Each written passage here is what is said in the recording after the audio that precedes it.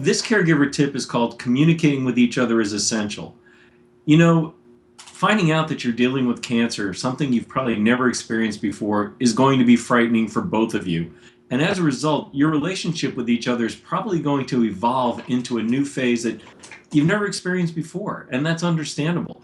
You're going to be worried, your patient's going to be worried. It's a different relationship. So how do you get through that? Because everything changes. So I'm offering 5 points on how you could possibly improve your communications process through this very trying time. The number one suggestion I make is get rid of 3 words. Get them out of your vocabulary. The words me, the word you, and the word I. Get rid of them and replace them with 2 words, we and our. We're in this together. We are dealing with the same issue. We may be dealing with it differently, but we're dealing with it together. And those words are very, very important. I've even written a book, and the first line of the book is, we're in this together. And that's what it's all about. Now, the second thing I recommend, and it's very, very important for caregivers, we tend to try to protect our care recipient, our loved one, by not letting them know how we feel. I was totally guilty of this.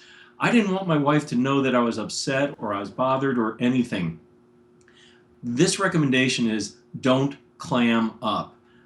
Otherwise, they're going to be worried not only about themselves and their care, they're going to be worried about you too. So don't be that way. Let them know how you're feeling. Ask them how they're feeling. Continue the dialogue. Now, number 3 is also important, and I learned this one the hard way. You have a doctor, you have nurses, and you have a pharmacist. At the hospital, if there's chemo involved, at home, if you're dealing with your home pharmacist, your patient, your loved one is going to be taking medications that could have an impact upon their emotional state. And you need to know in advance what those are, because you may become the recipient of those emotional changes. And if you're not prepared, you might get surprised, you may get shocked, and you may react emotionally. In my wife's case, for example, one form of chemotherapy she was taking, one of the drugs, caused a mild case of dementia. I would have been freaked out if I didn't know that in advance. Thank goodness I had people that were communicating with me in advance and saying, be prepared, this is what you're going to see. As a caregiver, you need to know those things. The next one is also very important. Recommendation number 4, let your loved one know they're loved.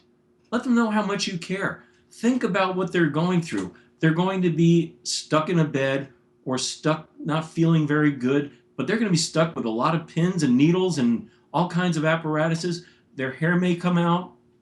They're going to feel unloved. And that's the time when you have to show your love and show your compassion more than any other time going. That's when they're going to be looking for it. That's when they're going to need those reassurances. And as a caregiver, you need to show that. Very, very important. The last tip, number 5, don't change how you communicate with your loved one. Some people like to talk down to a patient. Some people like to treat them as if they're children. Don't do it. They're the same person they always were.